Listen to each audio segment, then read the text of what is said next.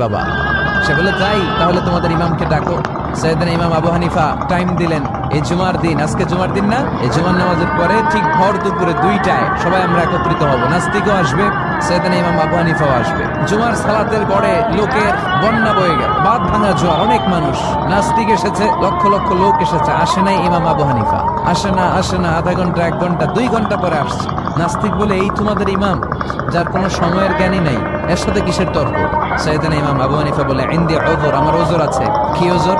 সাইয়েদনা ইমাম আবু হানিফা বলেন, আমি ঘর থেকে বের হয়ে আসার পথে একটা নদী পার হয়ে আসতে হয়। আজকে এসে দেখি নদীর মধ্যে কোনো মানুষ টানুষ নাই, নৌকা নাই, মাঝি নাই, কিচ্ছু নাই। তো হঠাৎ দেখলাম পাশে বিশাল বড় একটা গাছ, এই গাছটা এমনি এমনি 2 ভাগ হয়ে গেল। হঠাৎ গাছ থেকে এমনি এমনি লম্বা তক্তা হয়ে গেল, এমনি এমনি তক্তাগুলো জোড়া লেগে নৌকা হয়ে গেল। আর নৌকা আমার সামনে আসলো, মাঝি ছাড়া, লগি বৈঠা ছাড়া। আমি নৌকায় যেয়ে বসলাম, নৌকাটা আমার নিয়ে টান দিয়ে সাঁ করে ওপার নিয়ে গেল।